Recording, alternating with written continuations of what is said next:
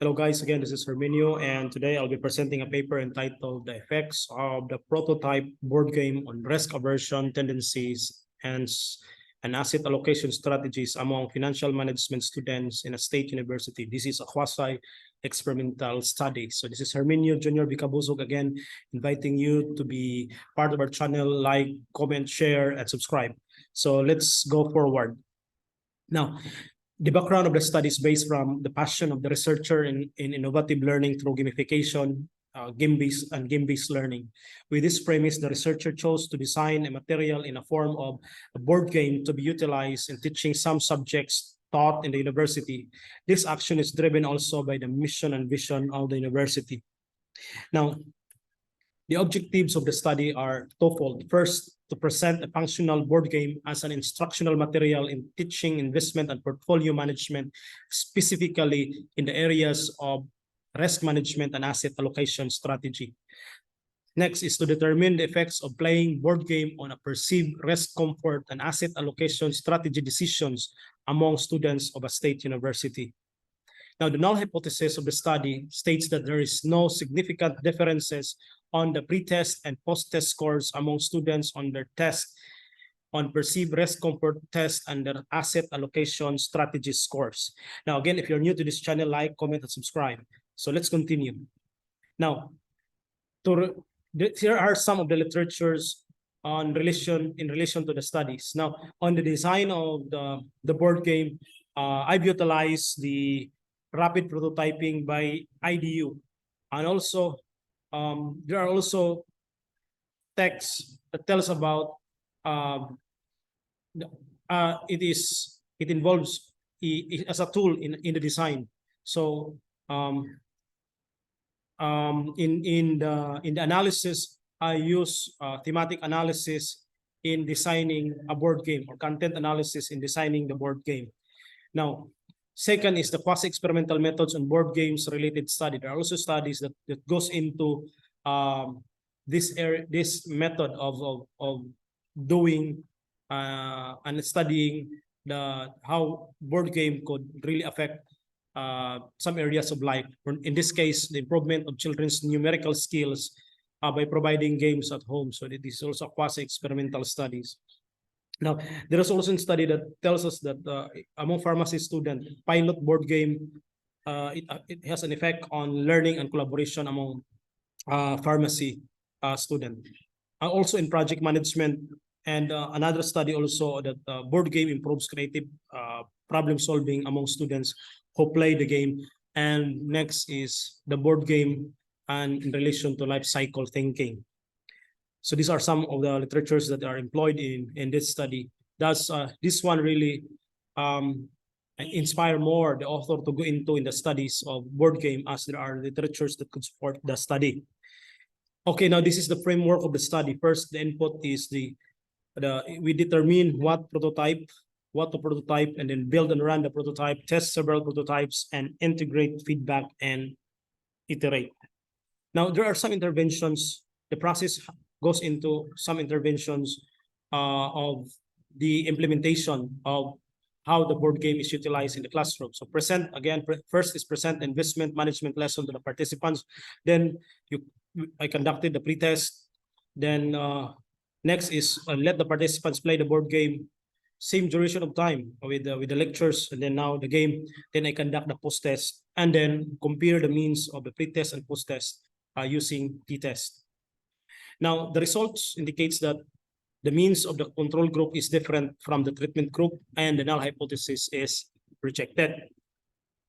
Now, these are part of the research design in the quasi-experimental study. So we started with a rapid prototyping in order to come up with a prototype board game where there could be brainstorming for ideas on those involved in the design of the board game. In my case, me as an instructor and my students.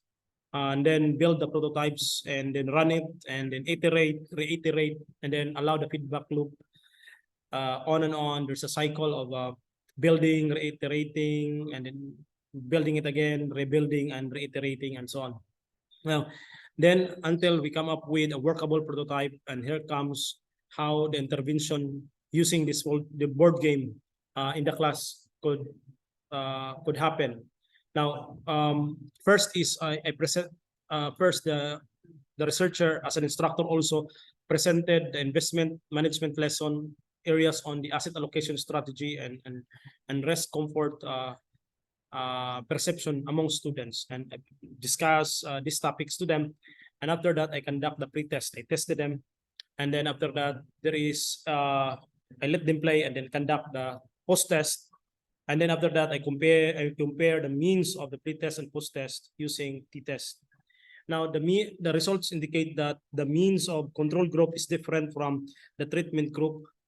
Thus, the null hypothesis is rejected. Now, this results supports on the claims that the board game is an effective tool in gamified classroom for investment and portfolio management. So that is supported by the results of the game. I mean the survey and the research. So the research design uses the quasi-experimental research method where the sampling is a purposive sampling. Why purposive sampling? Because I really have to choose this group of students in the university, those only that are enrolled in investment and portfolio management and are those that are taking the lessons in risk aversion, asset allocation strategy. Now, again, that part is a part of the inclusion criteria, thus having a purposive sampling. So one class, same class that is being that undergoes into a pre-test and a post-test. Now, the instrument was adapted and modified from Riley, Leeds, and Brown 2019 on their textbook on investment and portfolio management.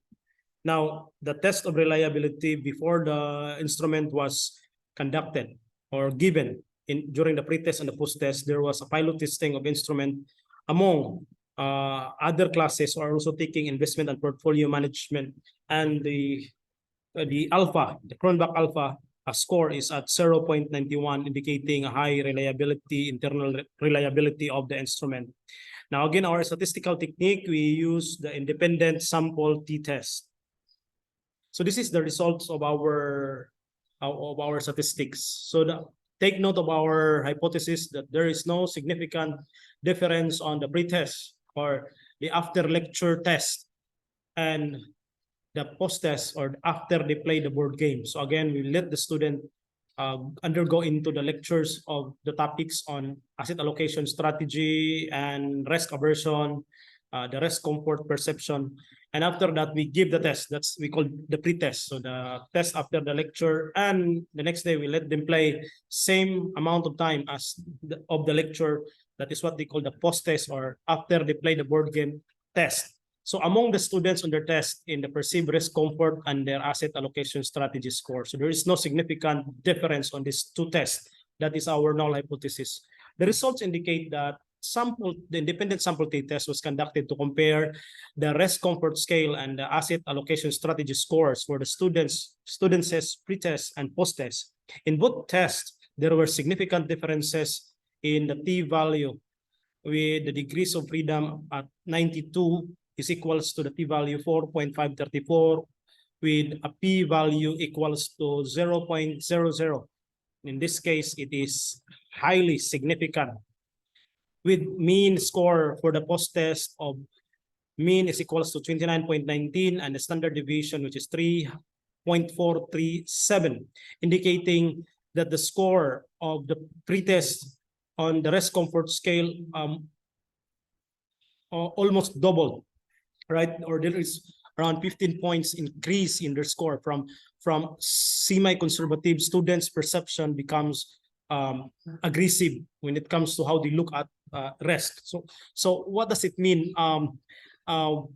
Risk perception are meaning those people that are less risk takers, those that are conservative tend to keep their money and wanted more profits, wanted more returns. However, in this case, they want to give their money, invest their money for more returns. So they become aggressive from semi-aggressive. So the score is 29.19 from the score which is from the pretest, which is only 25.89, and the standard deviation is 3.613. Look at the standard deviation. The pretest is more dispersed when it comes to its variability as compared to the post-test. And then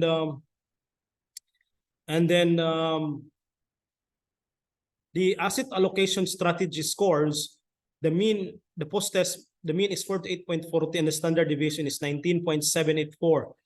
While the asset allocation strategy pre-test is 27.13 only. Take note, this is the one that is almost double, right? So the standard deviation is a little higher at 22.011, indicating that their answer are more varied, more wide when it comes to range as compared to the post-test. So mean to say, most of the students are really having the same kind of answers, more united in their answers now as compared with the pretest, indicating that they have more common understanding they have done as compared with the two pretest. Now, the magnitude of the difference in the means is equals to the mean difference of the rest comfort score is equals to the negative 3.298 with the 90% confidence interval. And then the rest comfort scale mean difference is negative 4.742 to negative 1.853, and the mean difference of asset allocation strategy is negative 21.277 at 95% confidence interval, and with the asset allocation strategy main lower and upper interval, the confidence interval of the difference is at negative 29.851 to negative 12.703. Hence, our null hypothesis is rejected. Now, this is some of the pictures in the prototyping documentation. So we use paper and pencil. We just cut papers, cardboards, draw, and then use some materials available.